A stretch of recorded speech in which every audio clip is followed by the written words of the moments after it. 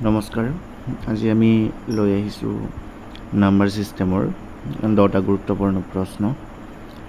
প্ৰথম প্ৰশ্নটোলৈ আহিছোঁ।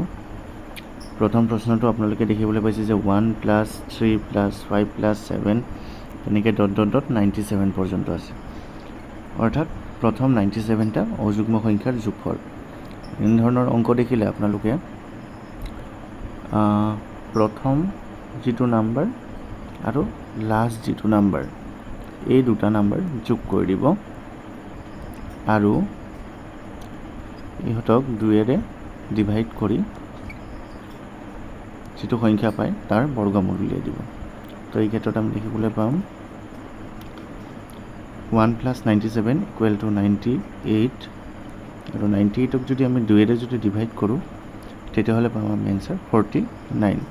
এতিয়া 49টোৰ বৰ্গ কৰি দিলেই হ'ল। 49টোৰ আমি স্কুৱেৰ উলিয়াই দিলে হ'ল। এতিয়া 49 × 49 = 9 × 9 = 81। লাষ্টত দেখিছে আপোনালোকে অপশ্যনৰ পৰা উলিয়াব পাৰে। আমি একক বৰ্গৰ সংখ্যাটো 1 পাইছোঁ, তথাপিও কৰি দিছোঁ 9 × 9 = 81, 7 × 8, 9 × 4 = 36, 36 × 8 = 44। ঠিক তেনেদৰে আকৌ 9 × 4 = 36, 6, 7 × 3, 4 × 4 = 16, 16 × 3 = 19। যোগ কৰি দিওঁ 1, 6 × 4 = 10, 0, 7 × 1, 9 × 4 = 13, 1 × 14, 4, 7 × 1 আৰু ইফালে 2। এনচাৰ পাই গ'লোঁ আমি 2401। চ' শুদ্ধ উত্তৰটো হ'ব অপশ্যন নম্বৰ এ 2401। ইয়াৰ কাৰণে এটা আপোনালোকে সূত্ৰ এটা মনত ৰাখিব পাৰে যে ফাৰ্ষ্ট ডিজিট আৰু last digit. First digit plus last digit divided by 2 আৰু স্কুৱেৰ কৰি দিলে হৈ গ'ল। এই ফৰ্মুলাটো আপোনালোকে ইউজ কৰিব পাৰে, এপ্লাই কৰিব পাৰে। ইয়াৰ পিছৰ প্ৰশ্নটোলৈ আগবাঢ়িছোঁ। আশা কৰিছোঁ এই অংকটো আপোনালোকে বুজি পাইছে। পিছৰবোৰ আহি গ'ল ছিৰিজ। এতিয়া মই প্ৰথম এটা প্ৰশ্ন কৰি দিছোঁ, আপোনালোকে শেষৰখিনি নিজে কৰিবলৈ চেষ্টা কৰিব। মই 1 আৰু 2টো কৰি দিছোঁ। এনেকুৱা ধৰণৰ যদি প্ৰশ্ন দেখে যে 1 + 2 + 3 + ... লাষ্টত আছে দেখিছে 10। ঠিক তেনেদৰে 2 নম্বৰ প্ৰশ্নটো যদি চাই লাষ্টত আছে 100। ইয়াৰ যোগফলটো উলিয়াব লাগে। একেবাৰে সহজ এনেধৰণৰ অংক দিলে। ছাপ'জ প্ৰথমটোত আছে 1 + 2 + 3 + লাষ্টৰ সংখ্যাটো আছে 10। চ' 10টোৰ আমি আধা কৰিম। 10টোৰ যদি আমি আধা উলিয়াওঁ উত্তৰ হ'ব 5। তো ইয়াৰ শুদ্ধ উত্তৰটো হ'ব 5 আৰু এবাৰ 5 লিখি দিয়ক, আমি এনচাৰ পাই যাম। তো ইয়াৰ এনচাৰ হ'ব 55। ঠিক তেনেদৰে 2 নম্বৰটো 1 + 2 + 3 লাষ্টত আছে 100। এই 100টোৰ আমি আধা উলিয়াম। 100ৰ যদি আধা উলিয়াওঁ হ'বগৈ 50। তো এই প্ৰশ্নৰ শুদ্ধ উত্তৰটো হ'ব 50টোকে দুবাৰ লিখি দিয়ক। অৰ্থাৎ ইয়াৰ শুদ্ধ উত্তৰ হ'ব 5050। ঠিক তেনেদৰে আপোনালোকে এই প্ৰশ্নটোৰ উত্তৰ আৰু এই প্ৰশ্নটোৰ উত্তৰ কমেণ্ট কৰিব। এতিয়া আমি পিছৰ প্ৰশ্নলৈ আগবাঢ়িছোঁ। আশা কৰিছোঁ আপোনালোকে এইটো বুজি পাইছে। যে প্ৰশ্ন দিছে তলৰ কোনটো সংখ্যা 9ৰে বিভাজ্য। চ' 9ৰে বিভাজ্যতাৰ নিয়ম এটা আছে, তাক শিকি লওক। ধৰি লওক যিকোনো সংখ্যাৰ থকা অংকসমূহৰ যোগফল যদি 9ৰে বিভাজ্য হয় তেতিয়াহ'লে সেই সংখ্যাটো 9ৰে বিভাজ্য। উদাহৰণ আমি একদম সহজ উদাহৰণ লৈছোঁ 27। এই 27 সংখ্যাটো আমি সকলোৱে জানো 9ৰে বিভাজ্য হয়। আৰু ইয়াকে আমি কেনেদৰে চাব পাৰোঁ?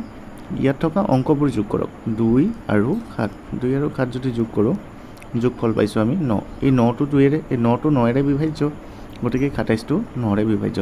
ঠিক তেনেদৰে অলপ ডাঙৰ সংখ্যা লওঁ 2727। এতিয়া এই সংখ্যাটো 9ৰে বিভাজ্য হয়নে? অপশ্যন ইয়াত থকা অংকসমূহ যোগ কৰি দিওঁ। 2 + 7 + 2 + 7। এই গোটেইখিনি যদি যোগ কৰে 2 × 7 = 9, আকৌ 2 × 7 = 9, 9 × 9 = 18। চ' 18 সংখ্যাটোতো 9ৰে বিভাজ্য হয়, আমি জানো 9 × 2 = 18। চ' 2727 অৰ্থাৎ 2727 এই সংখ্যাটো 9ৰে বিভাজ্য হ'ব। এতিয়া আমি অংকটো কৰিবলৈ চেষ্টা কৰোঁ। প্ৰথম যিটো সংখ্যা দিছে অপশ্যন নম্বৰ এ, এই সংখ্যাটোৰ অংকসমূহৰ যোগফল উলিয়াওক। 3 + 4 + 5 যোগ 7 এই গোটেইখিনি যদি যোগ কৰে 3 4 7 আকৌ 7 কাটে কাটে 14 14 পাছে 19 এই 19টো 9ৰে বিভাজ্য নহয় সো এই সংখ্যাটো 9ৰে বিভাজ্য নহব বি নম্বৰ অপচনটো চাও 3 যোগ 4 যোগ 5 যোগ 6 3 4 7 5 6 11 তো 7 11 18 হৈ আছে 18 সংখ্যাটো আমি জানো 9ৰে বিভাজ্য হয় 9 দুগুণ 18 গতিকে এই সংখ্যাটো 9ৰে বিভাজ্য হয় সো অপচন নম্বৰ বি হ'ব ইয়াৰ ৰাইট এনসাৰ আশা কৰিছো আপোনালোকে বুজি পাইছে ঠিক তেনে বিভাজ্যতাৰ নিয়মসমূহ যদি চাই 3ৰ ক্ষেত্ৰতো একে আমি অংকসমূহ যোগ কৰি দিম আৰু যদি এই অংকসমূহৰ যোগফলটো যদি 9ৰে বিভাজ্য হয় তেতিয়াহলে এই সংখ্যাটো 9ৰে বিভাজ্য হ'ব ফৰ এক্সাম্পল 2 ধৰি লওক 396 আৰু ধৰি লওক 5 আৰু 3 তে এই সংখ্যাটো 3ৰে বিভাজ্য হয় নে নাই হেতু আমি চাবলৈ হলে গোটেইখিনি যোগ কৰি চাব লাগিব 9 3 এই গোটেইখিনি যদি আমি যোগ কৰি দিও 9 3 12 12 6 18 18 পাছে 23 23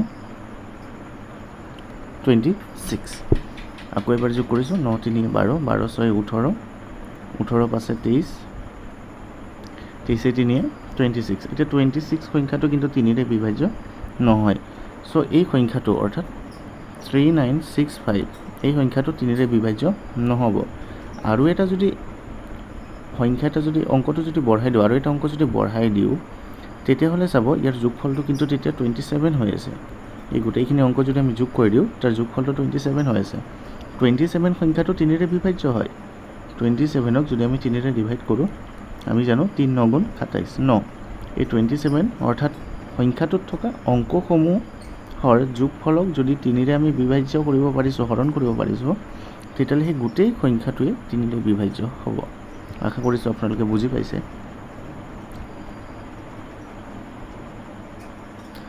ইয়াৰ পিছৰ সংখ্যা which number is divisible by 3 পিছৰ কোৱেশ্চন কোনটো সংখ্যা 3ৰে বিভাজ্য এই ক্ষেত্ৰত আমি চাম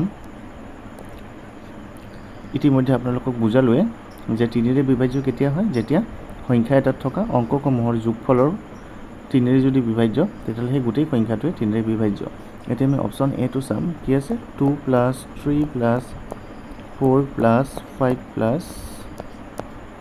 6 গোটেইখিনি যোগ কৰিছে 2 3 5 5 4 9 9 5 14 14 6 20 এটাৰ যোগফলটো হৈছে 20 এতিয়া 20 টো আমি 3ৰে বিভাজ্য কৰিব নোৱাৰো 3ৰে হৰণ কৰিব নোৱাৰো সো ইয়াকো আমি 3ৰে হৰণ কৰিব নোৱাৰিম সেকেন্ড অপচনটো চাও 2 + 3 + 4 + 5 + 5 পাছে পাছে 10 10 4 14 14 3 17 17 2 19 এটা 19ও আমি 3ৰে হৰণ কৰিব নোৱাৰো তো এইটোও নহব পিছৰ অপচন চাও 2 + 3 + 4 + 5 + 4 গোটেইখিনি যোগ কৰিছো 2 3 5 5 4 9 9 4 13 13 পাছে 18 এইটোৰ এই সংখ্যাটোত থকা অপচন নম্বৰ সি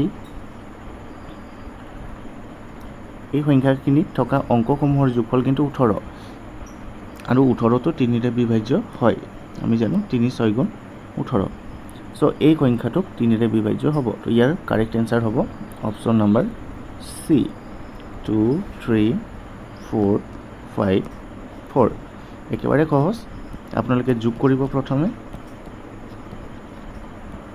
যোগ কৰি পেলাই যেটো সংখ্যা পাব অংকসমূহ যোগ কৰি পেলাই যেটো সংখ্যা পাব সেই সংখ্যাটোক যদি 3ৰে বিভাজ্য হয় তেতিয়া হলে গোটেই সংখ্যাটোকে 3ৰে বিভাজ্য হ'ব আশা কৰিছো আপোনালোকে বুজি পাইছে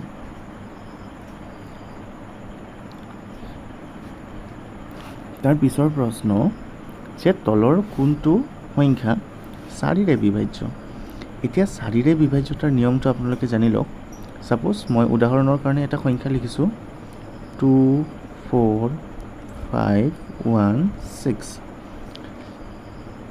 6 আপোনালোকে ইয়াত চাব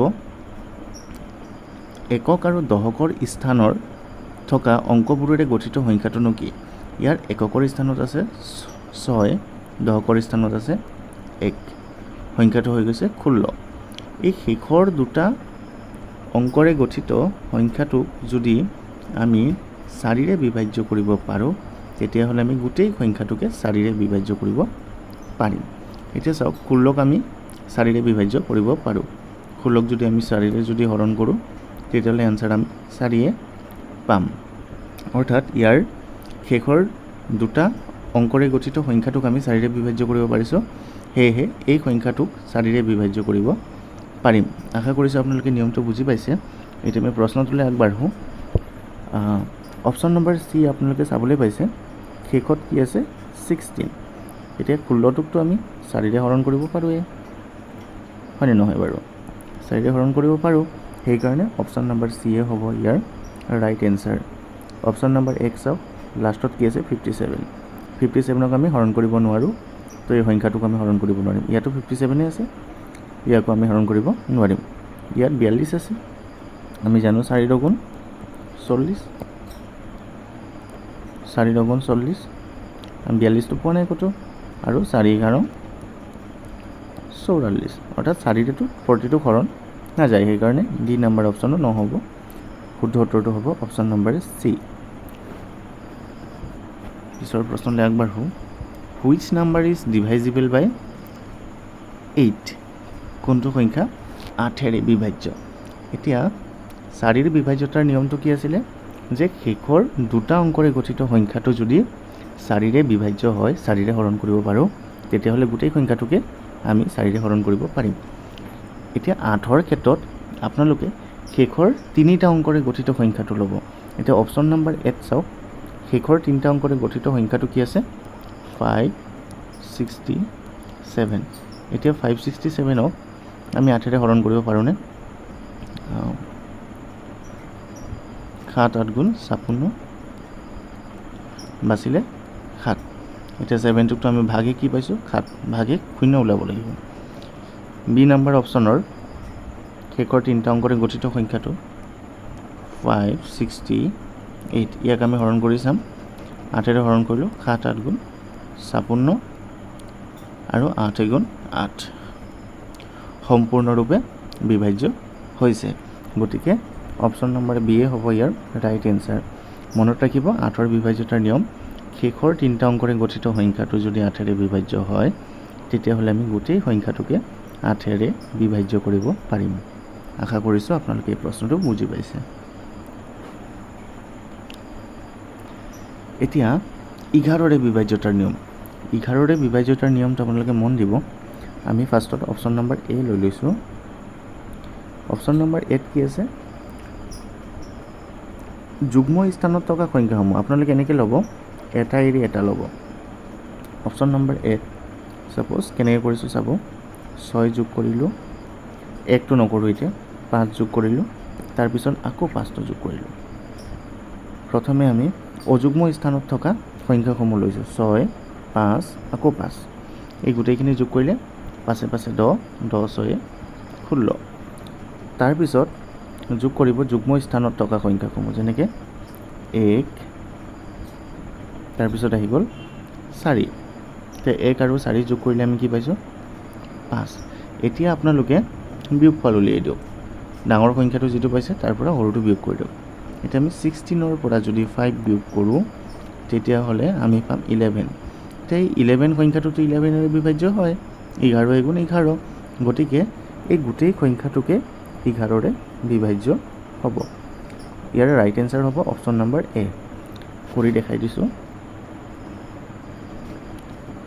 61545, 11ৰে বিভাজ্য, 5 11 55, 6 আৰু ইফালে থাকিল 5। এতিয়া আকৌ 5 11 55 55 বিয়োগ কৰোঁ, 10 4 9 11 99, 5 আকৌ 5টো নমাই দিলোঁ, 55 5 11 55, ভাগিক ইয়াৰ ভাগিকটো পাইছোঁ আমি 0 ভাগিক পাইছোঁ আমি 0 হয়নে সম্পূৰ্ণৰূপে বিভাজ্য হৈছে সেয়েহে ইয়াৰ ৰাইট এনসাৰ হ'ব অপশ্যন নম্বৰ এ আশা কৰিছোঁ আপোনালোকে বুজি পাইছে মনত ৰাখিব যুগ্ম স্থানৰ অংকসমূহ যোগ কৰিব আৰু অযুগ্ম স্থানৰ অংকসমূহ প্ৰথমে সাপোজ যুগ্ম স্থান কোনখিনি 1 আৰু 4 আৰু অযুগ্ম স্থান 6 5 আকৌ 5 যুগ্ম স্থান যোগ কৰিব অযুগ্ম স্থানত থকা অংকসমূহ যোগ কৰিব আৰু যেটো যোগফল পাব ডাঙৰটোৰ পৰা সৰুটো বিয়োগ কৰি দিব যদি বিয়োগফলটো যদি 11 বিভাজ্য হয় তেতিয়াহ'লে গোটেই সংখ্যাটোৱে 11 বিভাজ্য হ'ব পিছৰ প্ৰশ্নটোলৈ আগবাঢ়িছোঁ if 32622 is divided by 9 what will be the remainder প্ৰশ্ন কৰিছে যে এই সংখ্যাটোক যদি যে 32622 এই সংখ্যাটোক যদি আমি 9 ৰে বিভাজ্য কৰোঁ 9 ৰে যদি হৰণ কৰোঁ তেতিয়াহ'লে ভাগিকটো কি হ'ব ৰিমাইন্ডাৰটো কি হ'ব ৰিমাইন্ডাৰ মানে মনত ৰাখিব ভাগিক ভাগিক উলিয়াবলৈ কৈছে তো একেবাৰে সহজ অংকসমূহ যোগ কৰক 3 যোগ 2 যোগ 6 যোগ 2 যোগ 2 যোগফলটো 3 2 5 5 6 11 11 আৰু ইফালে 4 11 4 15 এতিয়া আপোনালোকে এই 15টো 9 ৰে হৰণ কৰক 9 ৰে যদি হৰণ কৰোঁ 9 গুণ 9 বিয়োগ কৰিলে থাকিল 6 ভাগিকটো কি পাইছোঁ আমি 6 এইদৰে আপোনালোকে সহজতে উলিয়াব পাৰিব ইয়াৰ অপশ্যন কি হ'ব ৰাইট এনসাৰ হ'ব অপশ্যন নম্বৰ এ গোটেইখিনি সংখ্যাটোত থকা অংকখিনি যোগ কৰি দিয়ক যোগ কৰি পেলাই যেটো যোগফল পায় সেই যোগফলটোক 9 ৰে হৰণ কৰি দিয়ক আৰু যেটো ভাগিক পাব সেইটো হ'ব ইয়াৰ ৰাইট এনসাৰ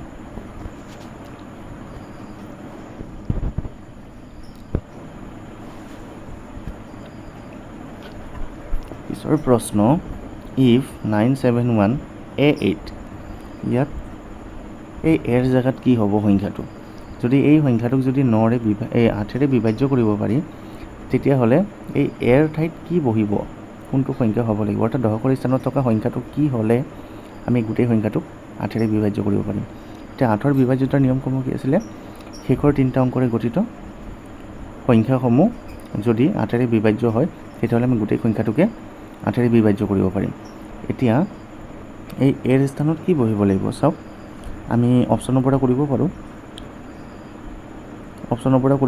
এৰ স্থানত প্ৰথমতে কি আছে 2টো বহাইছিলোঁ আৰু হৰণ কৰিছিলোঁ 8 ৰে সম্পূৰ্ণৰূপে হৰণ যায়নে 8 গুণ 8 থাকিলে 4 আকৌ 8 এতিয়া 8 6 গুণ 48 সম্পূৰ্ণৰূপে হৰণ গৈছে সো ইয়াৰ ৰাইট এনসাৰ হ'ব অপশ্যন নম্বৰ এ এৰ স্থানত 2 বহিলে আমি গোটেই সংখ্যাটোকে 8 ৰে হৰণ কৰিব পাৰিম মনত ৰাখিব 8 ৰ বিভাজ্যতাৰ নিয়মটো হৈছে শেষৰ তিনিটা অংকৰে গঠিত সংখ্যাসমূহ যদি 8 ৰে বিভাজ্য হয় তেতিয়াহ'লে গোটেই সংখ্যাটোকে আমি 8 ৰে বিভাজ্য কৰিব পাৰিম এতিয়া এই শেষৰ তিনিটা অংক হৈ গৈছে 1 a আৰু 8 এই এৰ স্থানত যদি 2 বহে তেতিয়াহ'লে এই সংখ্যাটোক আমি 8 ৰে হৰণ কৰিব পাৰিছোঁ সেইকাৰণে ইয়াৰ ৰাইট এনসাৰ হ'ব অপশ্যন নম্বৰ এ 2 পিছৰ প্ৰশ্নটোলৈ আগবাঢ়ো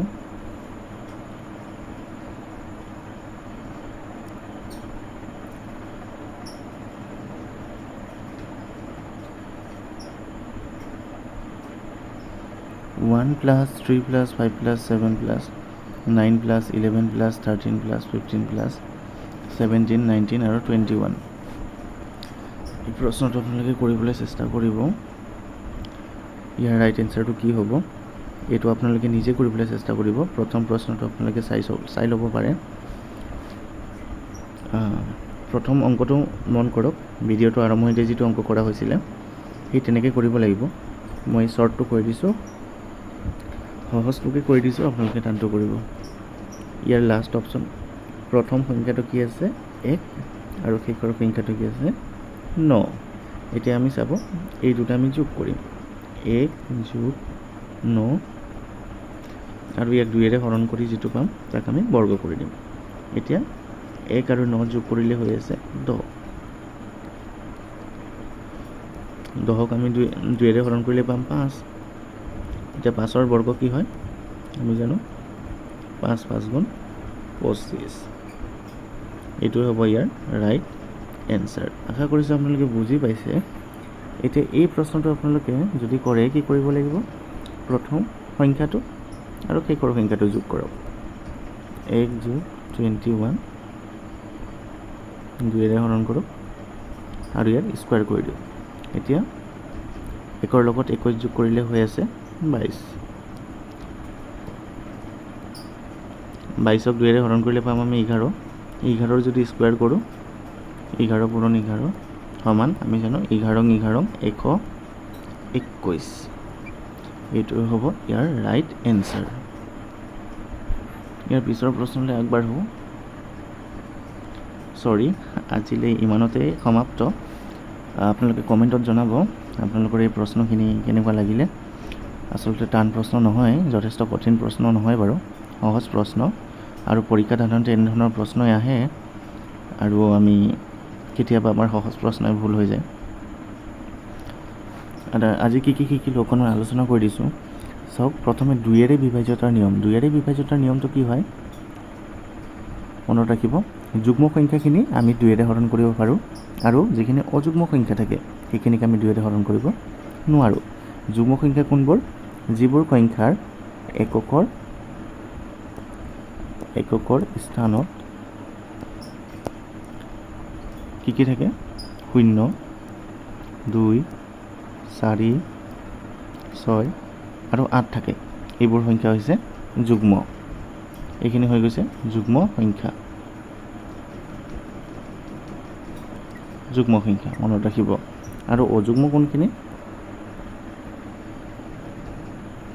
যিবোৰ সংখ্যাৰ এককৰ স্থানত 1 3 5 7 আৰু 9 থাকে। এককৰ স্থানত যদি 1 3 5 7 9 থাকে তেতিয়াহ'লে সেইখিনি সংখ্যা অযুগ্ম, অৰ্থাৎ আমি তেনেধৰণৰ সংখ্যাক 2ৰে বিভাজ্য কৰিব নোৱাৰিম। এতিয়া 3ৰে বিভাজ্যতাৰ নিয়মটো আমি কি শিকিলোঁ, ভিডিঅ'তে কিছুমান অংকত আছিলে, হ'লেও আৰু এবাৰ আলোচনা কৰি দিছোঁ। এটা আমি সংখ্যা লৈ লৈছোঁ, ছাপ'জ 2 5 2। এতিয়া এই সংখ্যাটো 3ৰে বিভাজ্য হয় নে নহয়, এইটো সৰু সংখ্যা, আমি চাই পেলাই গম পাব পাৰোঁ। তথাপি আপোনালোকে নিয়মটো কি ল'ব, যদি ডাঙৰ সংখ্যা দিয়ে তেতিয়া আমাৰ অলপ সহজ হ'ব। এই গোটেইখিনি অংকখিনি যোগ কৰক। 2 যোগ 5 যোগ 2, 2 পাছে 7, 7 2 9। এতিয়া 9টোতো 3ৰে হৰণ যায়, 9ক যদি আমি 3ৰে হৰণ কৰোঁ তেতিয়াহ'লে উত্তৰ পাম আমি 3। এতিয়া অংককেইটাৰ যোগফলক আমি 9ৰে হৰণ কৰিব পাৰিছোঁ, তাৰমানে এই সংখ্যাটোকো আমি 3ৰে হৰণ কৰিব পাৰিম। 9ৰ ক্ষেত্ৰতো একে, অংকখিনি যোগ কৰক, যোগফলটো যদি 9ৰে বিভাজ্য হয় গোটেই সংখ্যাটোৱে 9ৰে বিভাজ্য হ'ব। 4ৰ ক্ষেত্ৰত কি আছিলে, ছাপ'জ এটা সংখ্যা লৈ লৈছোঁ 2 4 0 8। ইয়াকতো যাবই, শেষৰ দুটা অংকৰে গঠিত সংখ্যাটো 8, 8ক 4ৰে হৰণ যায়, 4ৰে হৰণ কৰিব পাৰিছোঁ, এই গোটেই সংখ্যাটোকে আমি 4ৰে হৰণ কৰিব পাৰিম। উদাহৰণ এটা লৈ লৈছোঁ, আৰু এটা উদাহৰণ যদি লওঁ 5 7 9 6। এতিয়া চাওক শেষত কি আছে 96, 96টোক 4ৰে হৰণ যায়নে, 8 লৈছোঁ, চৰি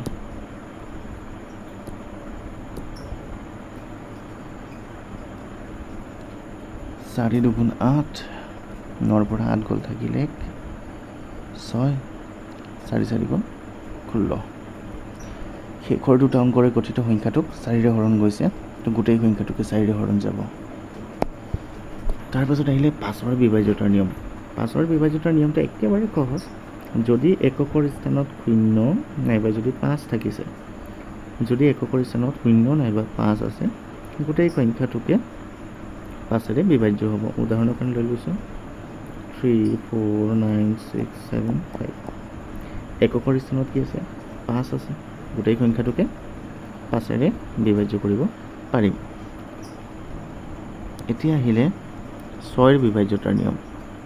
6 বিভাজ্যতাৰ নিয়মটো যদি আপোনালোকে শিকিবলৈ চেষ্টা কৰে, এটা সংখ্যা লৈ লৈছোঁ 2 3 5 2 3 5 3 2 3 5 3 2 3 2 3 5 5 5 আৰু এটা সংখ্যা লৈছোঁ 2। প্ৰথম কথা সংখ্যাটো যুগ্ম হ'ব লাগিব। 6ৰে কোনো সংখ্যা হৰণ যাবলৈ হ'লে সংখ্যাটো যুগ্ম হ'বই লাগিব। আৰু ইতিমধ্যে ক'লোঁ যুগ্ম সংখ্যা কোনবোৰ, যিবোৰ সংখ্যাৰ এককৰ স্থানত 0 2 4 6 আৰু 8 থাকে, সেইখিনি হৈ গৈছে যুগ্ম সংখ্যা। এতিয়া চাব, ইয়াৰ এককৰ স্থানত কি আছে, 2 আছে, তো এইটো কি হয়, এটা যুগ্ম সংখ্যা হয়। এককৰ স্থানত 2 আছে, তো এই সংখ্যাটো কি হয়, এটা যুগ্ম সংখ্যা। আকৌ এই অংকখিনি যোগ কৰক। এতিয়া 2 যোগ 3 যোগ 5 যোগ 3 যোগ 2 2 3 5 5 10 10 3 13 13 2 15 যোগফলটো কি পালোঁ আমি 15। এই 15টোক 3ৰে হৰণ কৰোঁ যদি কি পাই আছোঁ 5। অৰ্থাৎ সংখ্যাটো যুগ্ম হ'ব লাগিব, তাৰ লগতে 3ৰে তাক আমি হৰণ কৰিব পাৰিব লাগিব। 3ৰে আমি সংখ্যাটোক মানে সংখ্যাকেইটাৰ যিখিনি যোগফল, সংখ্যাটোত থকা অংকখিনিৰ যিটো যোগফল, সেই যোগফলটোক আমি 3ৰে হৰণ কৰিব পাৰিব লাগিব। তেতিয়াহ'লে সেই সংখ্যাটোক আমি 6ৰে হৰণ কৰিব পাৰিম। মনত ৰাখিব, সংখ্যাটো যুগ্ম হ'ব লাগিব, তাৰ লগতে আমি সংখ্যাটোত থকা অংকসমূহক যোগফলটোক 3ৰে হৰণ কৰিব পাৰিব লাগিব। সংখ্যাটো যুগ্ম হ'ব লাগিব, প্লাছ সংখ্যাটোৰ থকা অংকসমূহৰ যোগফলটোক আমি 3ৰে হৰণ কৰিব পাৰিব লাগিব। তেতিয়াহ'লে আমি সংখ্যাটোক 6ৰে বিভাজ্য কৰিব পাৰিম।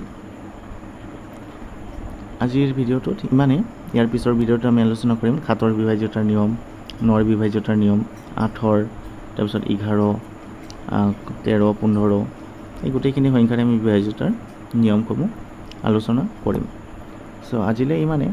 যদি আপোনালোকে ভিডিঅ'টো অলপ ভাল পালে আৰু এনেকুৱা ভিডিঅ' যদি আপোনালোক আৰু লাগে, যদি আপুনি ভাবে অকণমান আপুনি লাভৱান হৈছে এই ভিডিঅ'টো চাই পেলাই, তেতিয়াহ'লে আমাৰ চেনেলটো ছাবস্ক্ৰাইব কৰিব, তাৰ লগতে লাইক এটা দি দিব।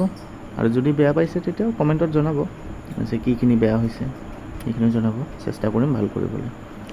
ধন্যবাদ। আজিলৈ ইমানেই।